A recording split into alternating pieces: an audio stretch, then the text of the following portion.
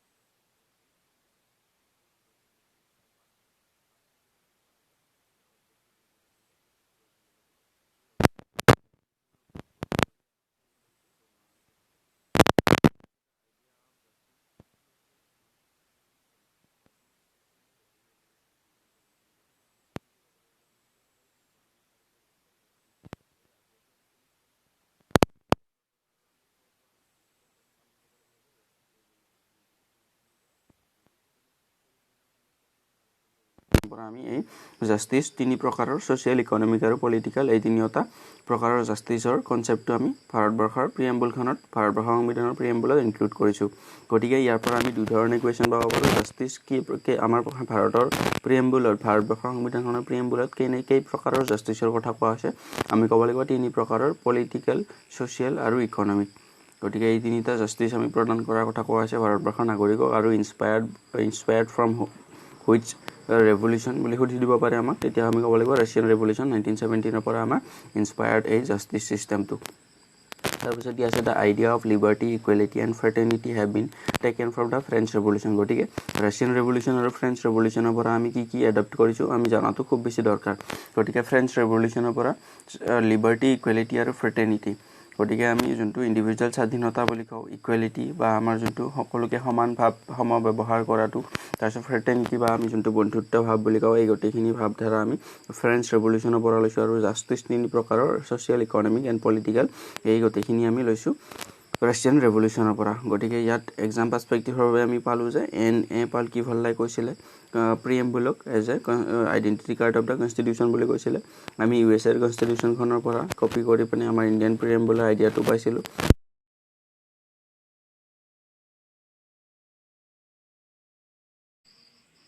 তাৰ পাছত কোৱা হৈছে যে আমাৰ যোনটো অবজেক্টিভ ৰেজলিউশ্যন জৱাহৰলাল নেহৰুৱে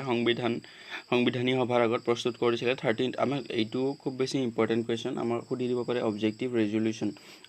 ৰেজলিউশ্যন সংবিধানী সভাৰ আগত কোনে প্ৰস্তুত কৰিছিলে পণ্ডিত জৱাহৰলাল নেহৰু আৰু কিমান তাৰিখে 13 ডিসেম্বৰ তাৰিখে 1946 ভেৰি ইম্পৰ্টেণ্ট কুৱেশ্যন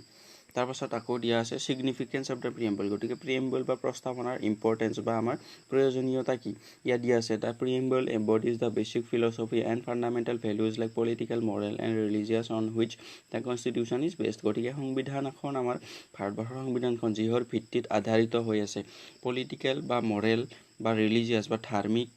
তাৰপাছত পলিটিকেল বা ৰাজনৈতিক এই গোটেইখিনি আমাৰ ভেলু এই প্ৰিএম্বলটোত কনক্লুড কৰা হৈছে বা আমি ইয়াত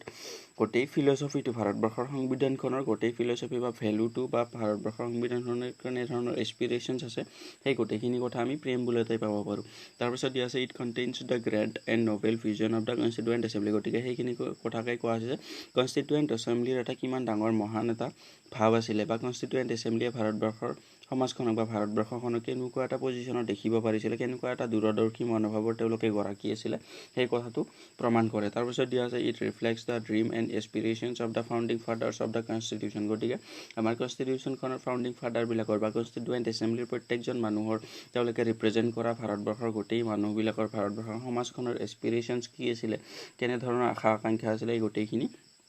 এই আমাৰ প্ৰিএম্বলটোৱে জাষ্টিফাই কৰে বা এই প্ৰিএম্বলটোৱে দৰ্শায় বুলি আমি ক'ব পাৰোঁ তাৰপিছত দিয়া আছে ইট প্ৰভাইডছ এ কি to the understanding and interpretation of the constitution গতিকে আমাৰ সংবিধানখনৰ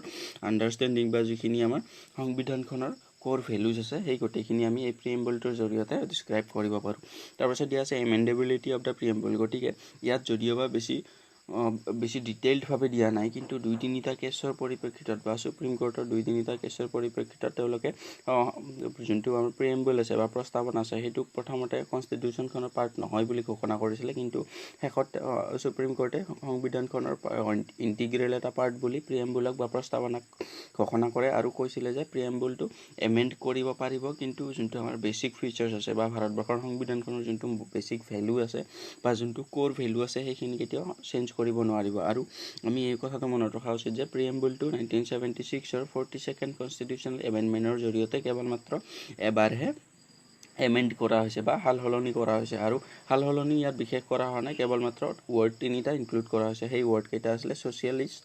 সেকুলাৰ আৰু ইণ্টিগ্ৰিটি ছ'চিয়েলিষ্ট সেকুলাৰ আৰু ইণ্টিগ্ৰিটি এই 3টা ৱৰ্ড ইনক্লুড কৰা হৈছিলে আমাৰ সংবিধানৰ প্ৰিএম্বল বা প্ৰস্তাৱনাত গতিকে এই কথাটো আমি মনত ৰখাটো খুব বেছি দৰকাৰী গতিকে ইয়াত দিয়া ইনফৰমেশ্যনখিনি এনেধৰণৰ ইয়াত দিয়া আছে whether the preamble can be amended under article 368 গতিকে আকৌ এটা কথা আমি মনত ৰাখিবলগীয়া ইয়াত আমাৰ সংবিধানৰ সংশোধনী পাৱাৰ যোনটো আমাক এমেণ্ডমেণ্ট কৰিব পৰা এমেণ্ডমেণ্টৰ পাৱাৰটো ক'ৰ পৰা আমি লৈছিলোঁ আমি সাউথ আফ্ৰিকান কনষ্টিটিউশ্যনখনৰ পৰা লৈছিলোঁ খুব বেছি দৰকাৰী কথা এটা আৰু কিমান নম্বৰ আৰ্টিকুলে আমাক এমেণ্ডমেণ্টৰ প্ৰক্ৰিয়াটো প্ৰভাইড কৰে আৰ্টিকল 368 ভেৰি ইম্পৰ্টেণ্ট আৰ্টিকল 368ৰ জৰিয়তেহে আমি কনষ্টিটিউশ্যনত যিকোনো ধৰণৰ এমেণ্ডমেণ্ট কৰিব পাৰোঁ ইয়াত দিয়া আছে the preamble can be amended under article 368 or not this question arises for the first time in case 1 and the Bharti case 1973 in this case Supreme Court held that preamble is the part of the constitution and can be amended subject to the condition that no amendment is done to the basic structure of the constitution গতিকে সেই কথাখিনিকে কোৱা হৈছে যে case 1 and the Bharti কেছত supreme কোৰ্টে allow কৰিছিলে আৰু কৈছিলে যে আমাৰ সংবিধানখনৰ প্ৰিএম্বলটো এটা ইণ্টিগ্ৰেল পাৰ্ট আৰু ইয়াত এমেণ্ডমেণ্ট কৰিব পাৰিব কিন্তু এক্সেপ্ট ইয়াত কোনো ধৰণৰ এমেণ্ডমেণ্টৰ জৰিয়তে ইয়াৰ বেছিক ষ্ট্ৰাকচাৰটোক কোনো ধৰণৰ সাল সলনি কৰিব নোৱাৰিব বা বেছিক ষ্ট্ৰাকচাৰটো ইয়াত হাৰ্ড হ'ব নালাগিব তাৰপিছত ইয়াত দিয়া আছে the preamble has been amended only once so far in 1976 by 42nd Constitutional Amendment Act which added 3 more new words socialist secular আৰু integrity গতিকে প্ৰিএম্বলৰ ক্ষেত্ৰত আমাৰ এক্সাম পাৰ্সপেক্টিভৰ বাবে ইম্পৰ্টেণ্ট কথাকেইটা আমি ইতিমধ্যে আলোচনা কৰিছোঁ তাৰ ভিতৰত 200% ইম্পৰ্টেণ্ট কুৱেশ্যন এটা হ'ল আমাৰ সংবিধানখনত প্ৰিএম্বলত এমেণ্ডমেণ্ট কোন নম্বৰ এমেণ্ডমেণ্টৰ জৰিয়তে হৈছিলে 42nd constitutional amendment act 1976 very important আৰু এই 42nd কনষ্টিটিউচনেল এমেণ্ডমেণ্ট এক্টখনক আমি মিনি কনষ্টিটিউশ্যন বুলিও কৈছিলোঁ, কাৰণ ইয়াত বহু পৰিমাণৰ চেঞ্জ আমাৰ ভাৰতবৰ্ষৰ সংবিধানখনৰ এটা হিউজ চেঞ্জ কৰা হৈছিলে। সেইবাবে এই এমেণ্ডমেণ্টখনকে আমি মিনি কনষ্টিটিউশ্যন বুলি ক'বলগীয়া হৈছিলে। তাৰপিছত সংবিধান এমেণ্ডমেণ্টৰ জৰিয়তে 42nd কনষ্টিটিউচনেল এমেণ্ডমেণ্টৰ জৰিয়তে প্ৰিএম্বুলত এড কৰা 3টা ৱৰ্ড আমি মনত ৰাখিবলগীয়া খুব বেছি দৰকাৰী। ছ'চিয়েলিষ্ট, ছেকুলাৰ আৰু ইণ্টিগ্ৰিটি খুব বেছি দৰকাৰী। তাৰপিছত আমি জাষ্টিছৰ কনচেপ্টটো ক'ৰ পৰা লৈছিলোঁ, আমি লৈছিলোঁ ৰাছিয়ান ৰেভলিউশ্যনৰ পৰা। তাৰপিছত আমি যোনটো ফ্ৰেটাৰ্নিটি, ইণ্টিগ্ৰিটি, তাৰপাছত আমাৰ যোনটো লিবাৰ্টি, ইকুৱেলিটি, লিবাৰ্টি আৰু ফ্ৰেটাৰ্নিটি, এই 3টা ৱৰ্ড লৈছিলোঁ আমি ফ্ৰেঞ্চ ৰেভলিউশ্যন আৰু জাষ্টিছৰ ছ'চিয়েল, ইকনমিক আৰু পলিটিকেল, এই 3টা জাষ্টিছ ছিষ্টেম আমি ৰাছিয়ান ৰেভলিউশ্যনৰ পৰা ইনস্পায়াৰ্ড আছিলে। তাৰপাছত N.A. পালকিভাল্লাই কৈছিলে যে প্ৰিএম্বলটো as a identity card of the constitution. তাৰপাছত আমাৰ কনষ্টিটিউশ্যনৰ প্ৰিএম্বলটো ইনস্পায়াৰ্ড বাই USA কনষ্টিটিউশ্যন আৰু based on the objective resolution presented by Jawaharlal Nehru in 13 December 1946। গতিকে এইখিনি আছিলে আমাৰ প্ৰিএম্বলৰ ক্ষেত্ৰত ইম্পৰ্টেণ্ট দৰকাৰী ইনফৰ্মেশ্যন কিছুমান, এক্সাম পাৰ্চপেক্টিভৰ বাবে খুব বেছি দৰকাৰী। গতিকে ইয়াৰ নেক্সটত আমি আলোচনা কৰিম union and its territory. Article 1 পৰা 4 লৈকে union and its territory deal কৰে, আৰু সেই গোটেই কথাবিলাক আমি নেক্সট ভিডিঅ'ত আলোচনা কৰিম, নেক্সট পাৰ্টত। গতিকে ভিডিঅ'টো চোৱাৰ বাবে ধন্যবাদ। থেংকছ ফৰ ৱাচিং।